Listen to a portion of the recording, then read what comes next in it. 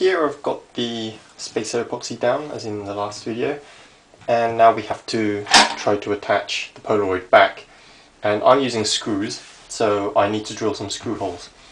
To do that, every Polaroid back I think has a standard set of screw holes. There's 4 along each, the top and the bottom, and they're just spaced like so. And so all I'm going to do is I'm going to place my back on there as I need it for positioning. I'll position it with the door here, and then I'll mark the 8 holes I need. I've already marked them, and I've drilled a few actually as well. But so here you can probably see there's 4 along the bottom, and I actually only had 3 because this is a Polaroid Pro back, and I've converted it. This chunk here was where the viewfinder for the SLR camera was, so the guys just cut a chunk out here, and so that's why it looks like this. And anyway, one of the screw holes is gone, so I only have 3 along the top. But all I'm going to do is I'm going to drill the holes, and I'm going to attach them with some wood screws, 2mm wood screws, and I'll just screw them straight in.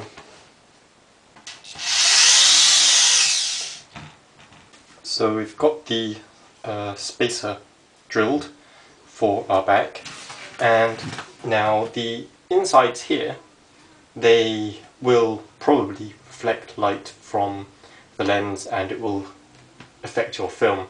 So I'm going to be blacking out this with some flat black acrylic paint, and this is just average modelling stuff paint, and so I'll just paint that all around here, the inside only. This surface doesn't matter obviously, so I'll just get some on the brush and paint.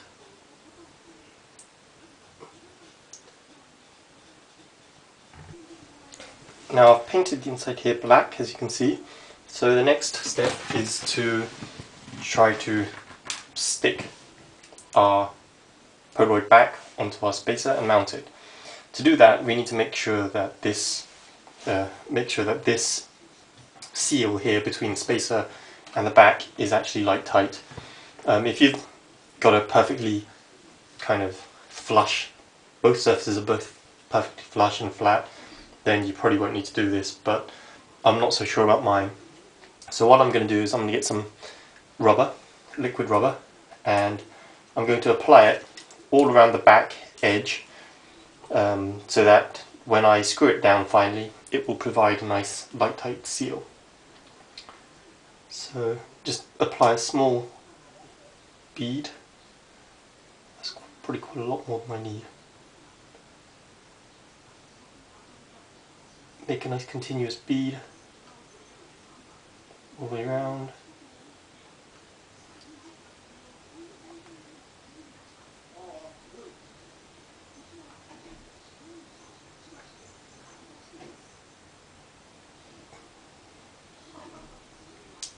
And once you've done that, you can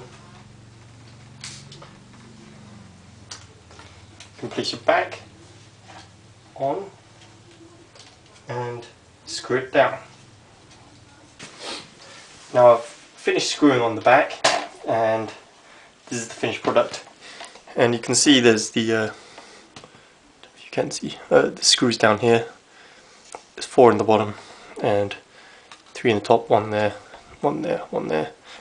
And yep, it's pretty solid. So you put your film back in.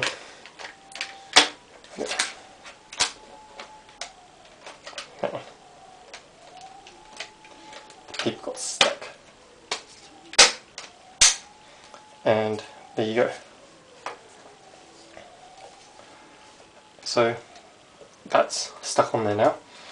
And now in an earlier video I said I would show you what I was going to do to this area here, this empty area. And well, I made a grip. This is just a block of Macassar ebony. I shaped it so that it would fit in here. When you actually shape this, if you're going to make a grip, there's a few things you have to do. First is this channel. There's a kind of ridge running along this front edge of the body, and you have to obviously kind of carve out a chunk of your grip so that it will clear this edge here. There's also these kind of nipple bits here. You'll need to drill a hole or carve out the chunk to clear these as well. These were for the pivot and one of the screws for the kind of end plate that was here before to hold the latch in. Now, my grip, I'll show you here. This is basically just a brick of Macassar ebony carved to shape for my hand. Here is a channel I routed out for the front here. That fits in there. I don't know what width it is. It's probably about maybe 6 or 7 millimeters wide. And so I just routed out the channel. And then these are the kind of holes, a bit messy, but they work. These are the kind of holes I drilled for these two pieces here, and basically this will fit on like so. And to secure it, now there's four screw holes for the original kind of cover plate that was here before, and you can use those if you can find a long version of the screw that they used originally. Now, it seems to be some sort of imperial size, and since I live in Japan, they don't really do imperial, they do metric mainly, so I couldn't actually find any like suitable screws basically. So I had to do with something else, and what I did was the pivot holes, they were unused, so I basically decided to use these instead. And what I did was I drilled and tapped 3 3mm kind of threads, M3 threads, which is a metric 3mm. And so drilled and tapped these two, and so I have some stainless steel M3 cap bolts, and they will basically thread into those. And so this will hold on my grip. And obviously in my grip I drilled in some aligning holes for these two here, so that when I mount it I can have basically there's these two, and they will keep it in. So that's my grip. Now, an area you have to be careful of when you're actually designing your grip shape is this edge here, which is the back. So if you're holding like this, this is the back end here. Now this has to clear.